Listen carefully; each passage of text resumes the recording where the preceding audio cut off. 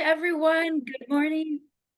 Hi, everyone. Good morning, good afternoon, wherever you're based. I'm Christina with Lush Experiences, coming to you from Los Angeles today. I keep moving because the sun is so bright shining here today. But I'm so happy to host you on this webinar with one of our newer partners, whom we're so excited about, ICS Travel Group. They are a destination management provider managing 20 plus countries in Asia. So a wonderful opportunities for you to work on behalf of your clients and plan itineraries with multiple countries at once.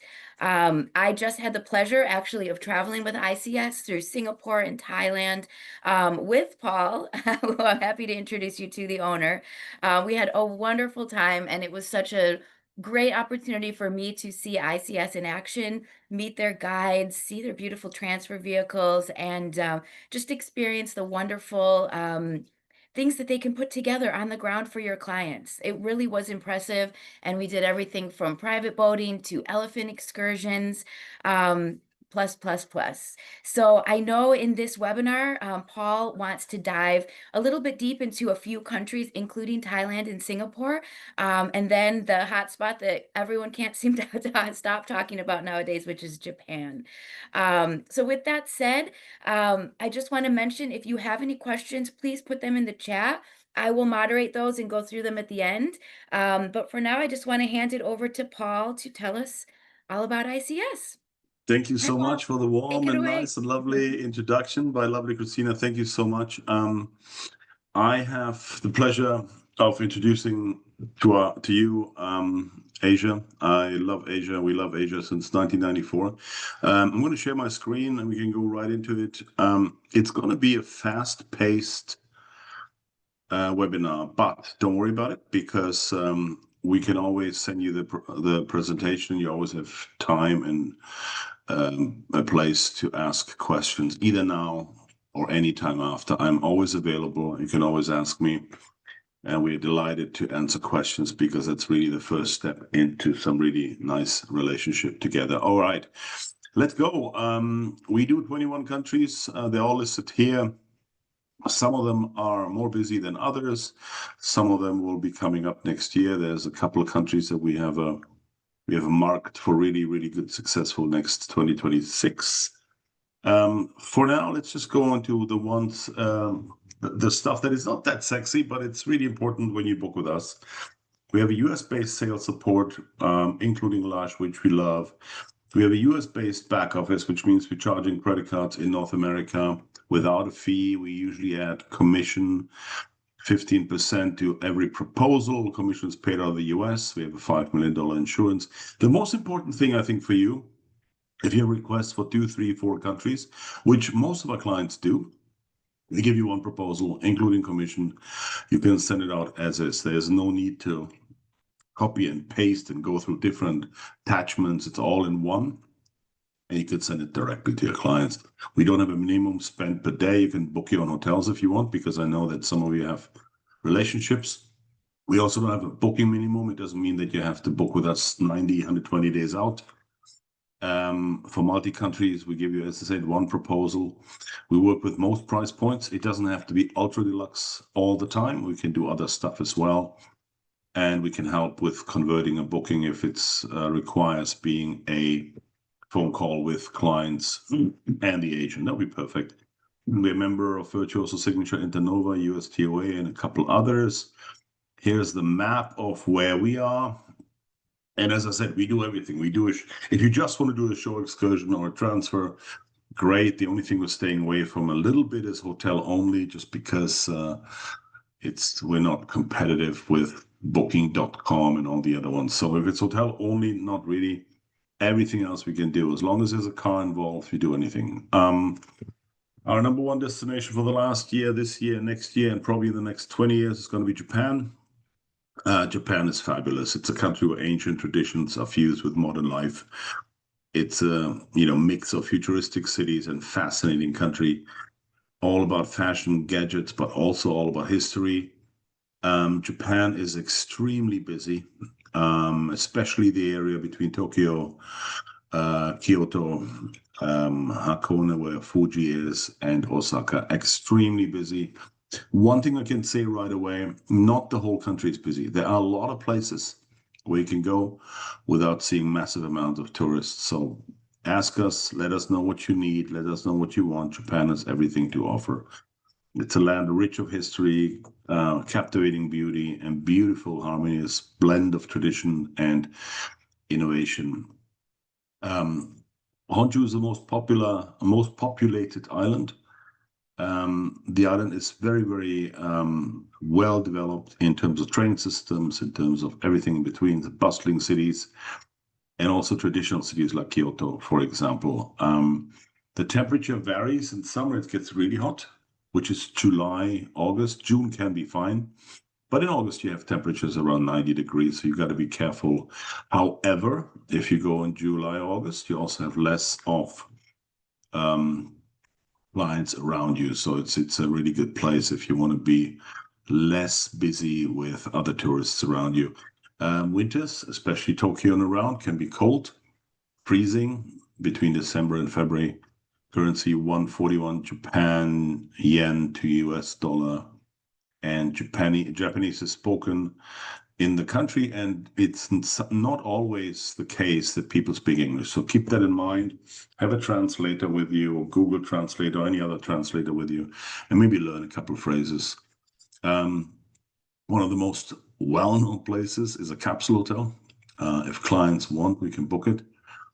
It is a little tricky in some parts logistically because you can't put your luggage anywhere. So, but if you want to spend a night in a capsule hotel, we're happy to arrange it for you. Anime is very, very popular everywhere, all over Japan. We can help you to facilitate certain things in the anime sector if you want. When you go to the west, when you go to Nagano, you'll find the Japanese snow monkeys in winter. Absolutely gorgeous, absolutely beautiful. If you are there between, say, December and February, and if you have time, go to Nagano. It's a beautiful place. There's also skiing around in Hakuba, Olympic ski resort from 1998, Winter Olympics. And you can see the beautiful, beautiful snow monkeys as well. Quick point about immigration. There's two ways to do it. There's an electronic version with the Japan web. You can do that online, download the app, and then register your customs form and your immigration form, and you're ready to go. It doesn't take too long. It's easy. I usually do the paper forms. There's a customs paper form, and then there's arrival paper form. All together, you get that on the plane, and all of them take probably about 2 minutes to fill out. So if you don't want to do app, or have some connection issues with your phone, you can always do paper forms. They're all the same, not a problem. You line up in the same line. Key destinations for Japan. Obviously, people arrive mostly in Tokyo. Narita, about 90 minutes from the city. Haneda, about 45 minutes from the city. Once you're in Tokyo, it's a busy, sprawling city, the biggest city in the world. Mix of ultra modern and traditional, from neon lit skyscrapers to historic temples. It has everything you ever wanted. I would highly recommend a couple nights here, and not rush through Tokyo, because Tokyo is something you want to immerse yourself in. So I definitely strongly recommend. There is so many historic sites. Sensoji Temple, Asakusa, the Imperial Palace, the Meiji Shrine, and others. It's a fantastic mix of old and new technology and innovation in certain parts, like Akihabara, Electronic District, or Odaiba, the Entertainment District. So it's a really great mix between old and new. There is culinary delights everywhere. I think it has the most Michelin star restaurants in the world, from sushi to other delicacies. You'll find them all over the place, from train subways to fish markets, everything in between. It's a very fashion-driven city, and there's fashion districts like Harajuku and Shibuya. If you have a little bit older teenagers, they would love that. It's beautiful. Fashion industry is very, very popular and predominant in Tokyo as well. You find beautiful skyscrapers. In the back, you see Mount Fuji, which is not too far from Tokyo. And you can see all that through many, many buildings. On top, there's some rooftop bars you can go to. Shibuya crossing, the most cross crossing in the world. Beautiful. You can take some photos, videos. It's absolutely fabulous, especially around late afternoon, early evening when people go home. It's very, very busy. One of my favorites in Japan altogether is Team Lab Planet. It's an interactive, immersive exhibition. They just opened one in Kyoto, by the way, not Kyoto, in Osaka. And it's absolutely fabulous. You take your shoes off, you get free lockers, and then you have this. You have immersed art within the place. You're within the art, you're around the art, you're beautiful. It's a 2-hour, 3-hour event. Tickets need to be booked in advance, and timing has to be booked in advance. But once you do it, it's fabulous. Calligraphy, very popular. Write your name in Japanese script or anything else in Japanese script. Ancient method of writing. Skytree, highest building in Tokyo, 634 meters, 1,900 feet, 2,000 feet. And it's a beautiful way to see all of Tokyo. Here's a Skytree. Take you to a sushi class. Sushi classes are very popular. You can do it in a high-end restaurant with a high-end sushi chef. You can do it almost everywhere. Those need to be pre-booked, but once you do, sushi making is very, very popular. In parts of the year, you can see sumo wrestlers training. They don't train all year, but twice a year for a couple of months they train, and you can see either the fights. You can either see the events or you can see the training for it. 30 minutes south of Tokyo is Hakone. Hakone is the place where you can see and visit Mount Fuji, and it's a high-speed train there. It's not only known for the views of Mount Fuji, but it's also known for the hot springs, the onsen, traditional inns, world-class museums, spectacular scenery, great food as well. There's a lake, and the lake is called Kawaguchi. You can do a boat trip on the lake to see Fuji on this pirate ship. It's actually much more exciting than it actually sounds with a pirate ship, because there's some fantastic views on the lake, and it's really nice, interesting to see the beautiful nature around Mount Fuji. In Owakudani is the birthplace of the Hakone area hot springs. So that's where most of the hot spring water comes from. You can visit that on a trip on the ropeway, which is sort of a gondola that takes you from Hakone to Gora. You take the ropeway, you see that, you see Fuji, and then you can see the beautiful town of Gora as well. One of the delicacies is eggs boiled in hot springs. If you ever try one, you will like it. It's very interesting. It's a great place also for hiking around the area with spectacular views. I would strongly recommend, rather than a day trip, to do at least a night there, because you also have 2 chances to visit Fuji. Fuji is not always visible, but if you have there 2 days, you may be able to see it once. Sometimes it's really covered in clouds. And again, the hot springs, the onsens are very, very famous. Definitely worth a try, either in your hotel or in local bath areas. 3 things to remember about onsens. A, you go naked. It's separated by men and women. And then the second one is the fact that you have to clean yourself properly. There's certain etiquette on the onsens, but the most important thing is that the tattoos are forbidden. So if you have tattoos, you either find a hotel with a private onsen, or you cover them up with band-aids. Tattoos are not allowed in onsens in Japan. Kyoto is the spiritual capital of Japan. It is about a 2.5-hour trip from Tokyo by bullet train, and we highly recommend taking the bullet train. Beautiful Zen gardens, geisha district, and things like that. Unfortunately, it was pretty busy over the last couple of years and months. Very highly populated with tourism. The government is doing something about it. Last week, they raised the tourist tax by 900%. It sounds more than it actually is, but was something small before. Now it's more, I think it will help to direct business away a little bit from Kyoto and make it much more attractive and direct business a little bit away to some other cities, which are also fabulous. But Kyoto has, I would say, I mean, everybody says Kyoto is busy, but for example, for me, it's my favorite city in Japan. There's so much to do between the Golden Pavilion, between Fushiminari, which was featured many, many movies, and then here the Arashiyama Bamboo Grove, which is absolutely fabulous. Things to remember, and I say later again, go early in the morning to some of these shrines.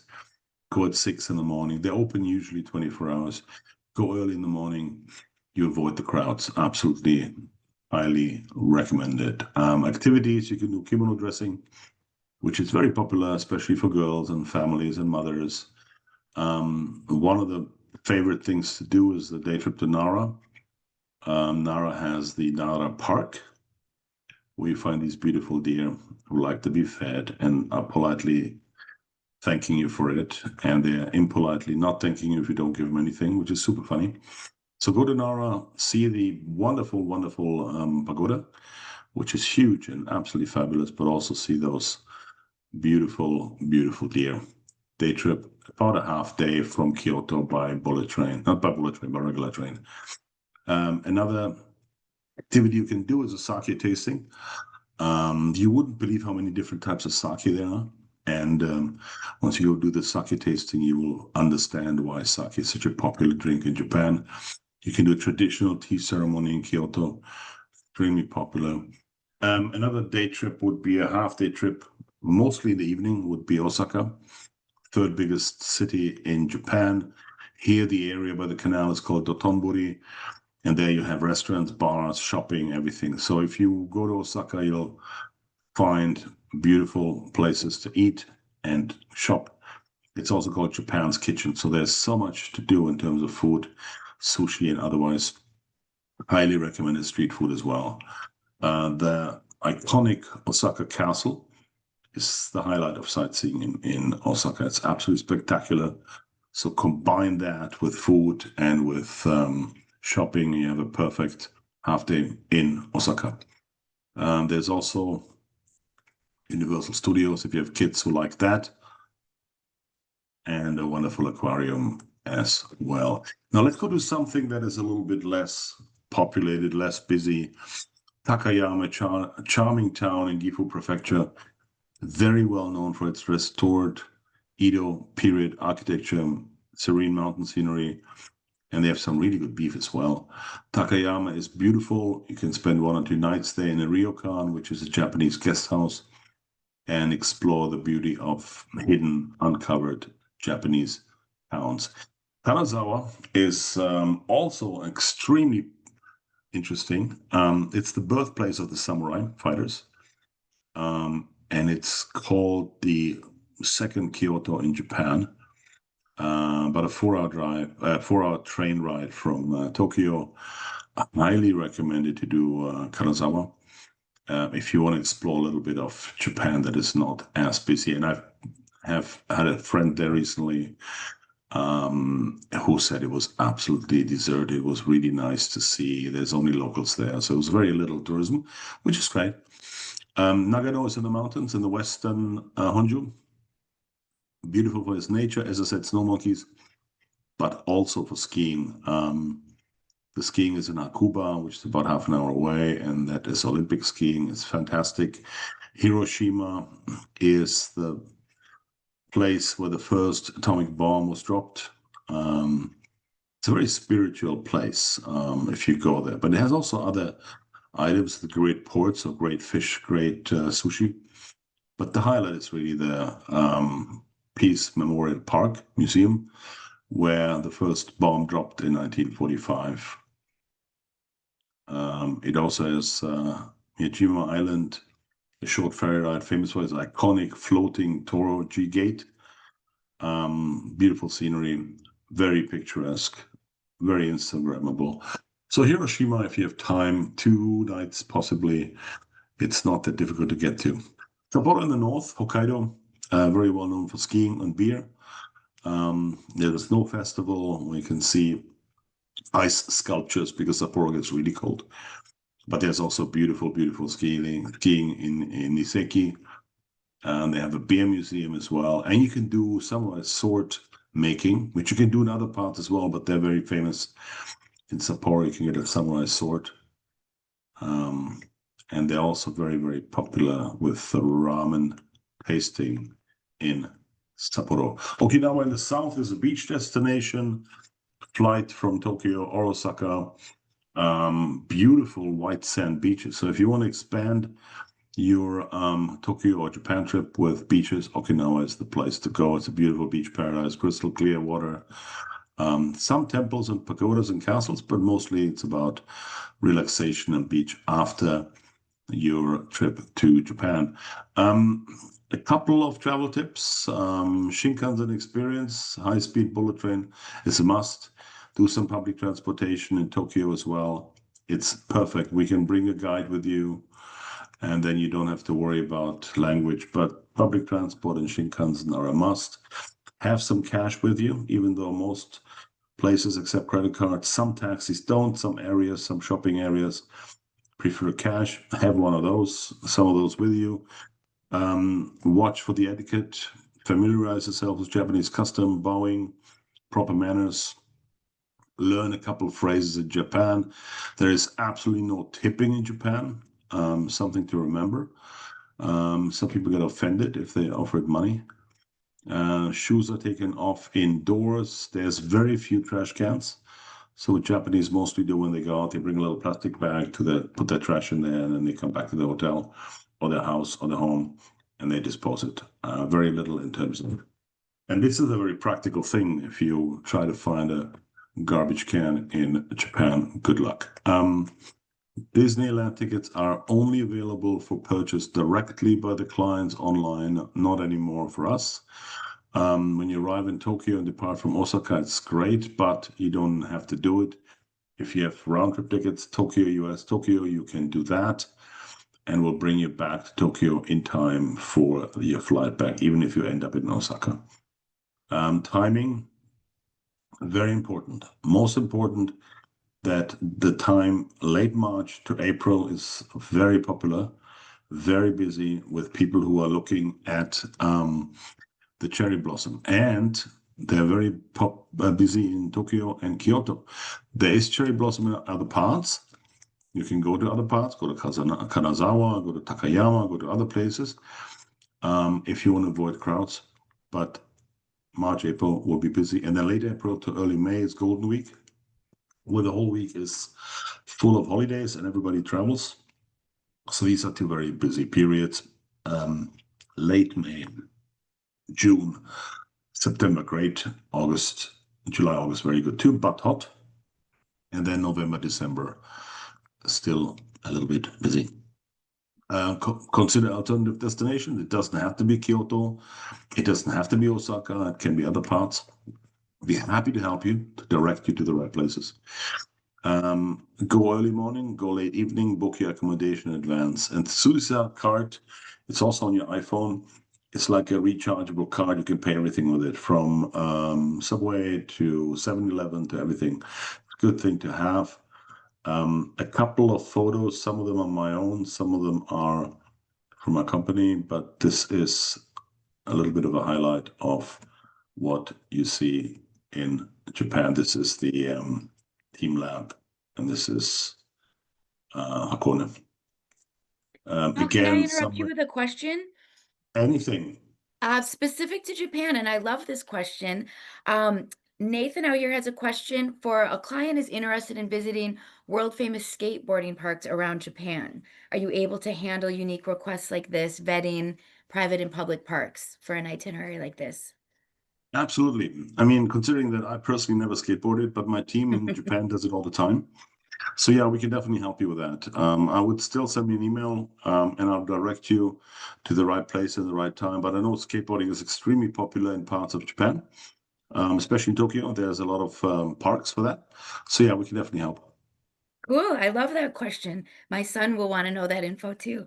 Thank you, So Paul. that's Welcome. Okay, highlights of what we do: kimono dress up, calligraphy, sword making, sake, tea ceremony, sumo, and sushi classes.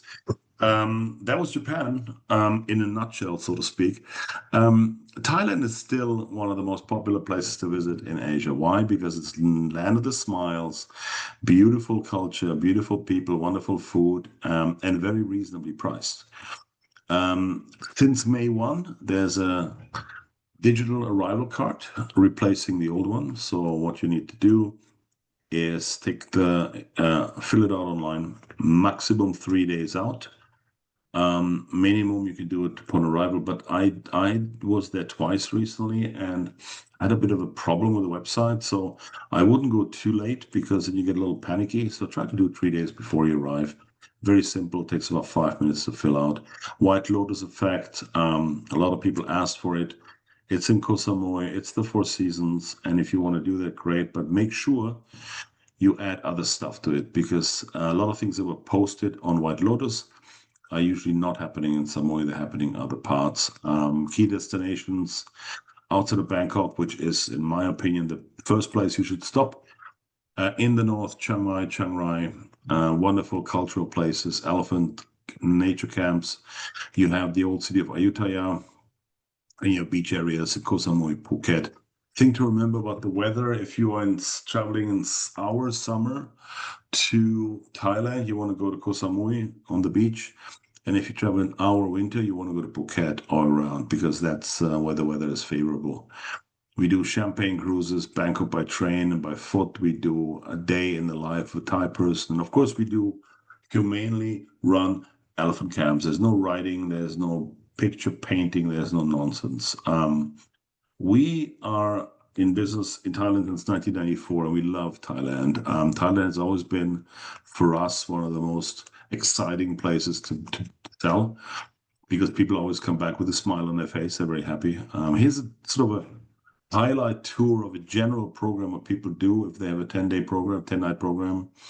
They always go to Bangkok, then the north, Chiang Mai. You can do cultural experiences there and then end up on the beach. Very, very nice place. There's some specials we can do. Muay Thai boxing for kids, lots of wellness, and you can see a boat trip. We do a lot of specialties in Chiang Mai outside of the normal stuff. We do culinary things. You can plant, especially for kids, you can plant rice on the rice fields in Chiang Mai. You can climb, you can hike. In the south, in Phuket, there are similar islands for diving. There is beautiful places for boat trips. And then Bangkok itself, tuk-tuk rides, food stalls, rooftop bars, and things like that. Absolutely fabulous. In the north, in Chiang Mai, you have specialty dinners and Vespa rides and things like that. And in the south, again, floating beach clubs, cocktail making, and things like that. So there's a lot you can do. Here's a couple of photos. This is the river location in Bangkok. This is one of our favorite friends here in Thailand, in the north. You can, by the way, you can do elephant camps basically all over. There's a couple of companies that are offering now elephant camps in Krabi, in Phuket, in Chiang Mai, and Chiang Rai, and they're all humanely run. That's all we do. So we can definitely assist with that. Here's a boat trip in Phuket, James Bond Island, very popular on a boat cruise. This is the White Temple in the middle between Chiang Mai and Chiang Rai. And then you can also do the floating market, which is touristy. Very touristy, actually, the regular floating market. There's a couple others. But you can buy some stuff, and it's really kind of interesting. And this is Maya Beach in Phuket. You can do arts and crafts with your family. There is a lot of spa treatments. This is one of my favorite things in Bangkok. You can do a hair spa day. It's 2 hours of hair treatment, and it's really fabulous, very relaxing. I do this all the time when I'm in Bangkok. And the other thing I do all the time in Bangkok, because I'm 6'6", is go to a tailor. Tailors are great. We can recommend some. They're very, very easy to deal with. If you have a couple of days, try not to do it in 24 hours. But if you have 2, 3 days, or if you come back to Bangkok after Thailand trip, it's perfect. That's it for Thailand. If you are the first time in Asia, I would strongly recommend to go to Singapore first. Why? It's safe, it's clean, the weather is always good. The people speak English. It's fabulous. The hotels are great, very oriented to everybody, couples, families, little kids, older kids. There's so much to do between the Orchard Road, Marina Bay Sands area, historic district, Little India, Chinatown. Sentosa, you have beaches and you have Universal Studios if you want that. So Singapore has something for everybody. I would highly recommend this as a first stop if you've never been to Asia. Definitely something to consider if you want to have, an easy start rather than getting a culture shock. That's the place to go. We do city tours, gardens by the bay, which is fabulous. We do food journeys, nights out in Chinatown, and then the regular sightseeing on a boat or foot around the Raffles statue. Um, just to highlight a couple other destinations, Indonesia, we do very well. People go more and more outside of Bali as well. We love Laos. We do that quite often. Bhutan, one of my favorite places. If you have any questions, people think it's complicated. I don't think it is. Ask us, we can tell you. India, we do quite a bit, and we love India as well. We do Nepal with Mount Everest, sightseeing, and temples and pagodas. Philippines is more and more becoming a family destination, not just for divers. So Philippines is good. Vietnam, culture, food, and history, very, very nice and very, very easy. Cambodia goes very well, the temples of Angkor Wat with Vietnam or Thailand.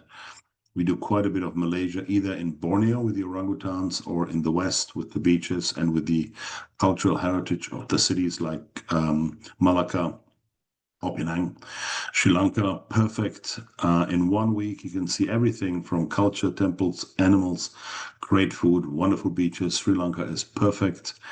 We do a lot of Hong Kong these days, which is great because it's one of my favorite places and has been quiet for a while. But now Hong Kong is back, full swing, beautiful, beautiful territory.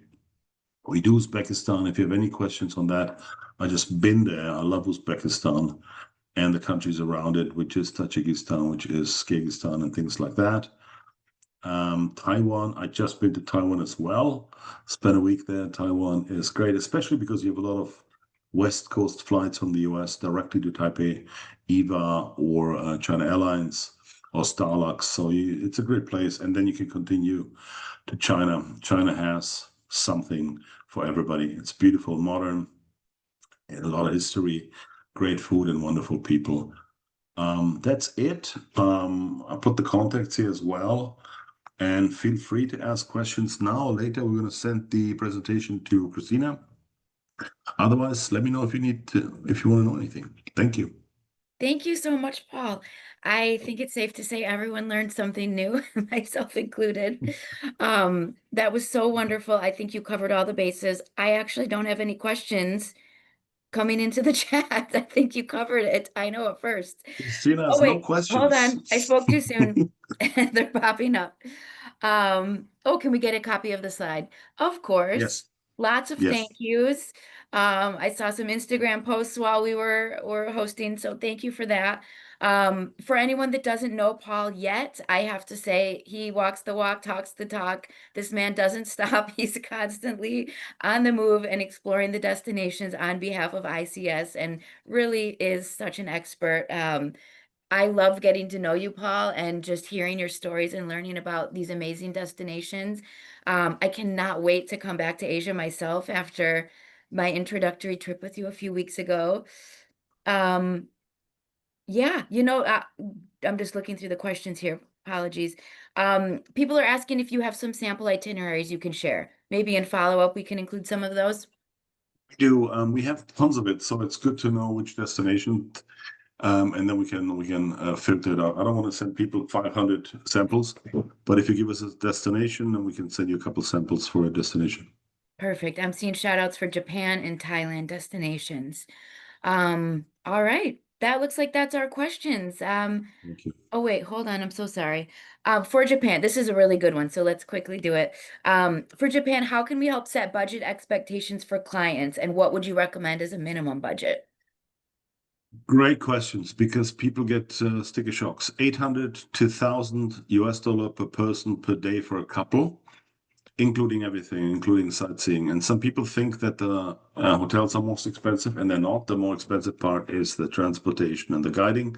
So $800 to 1,000 per person per day is sort of a good average, not for a Ritz-Carlton or Amman, but for a general good five-star hotels and a good, very well nuanced sightseeing program.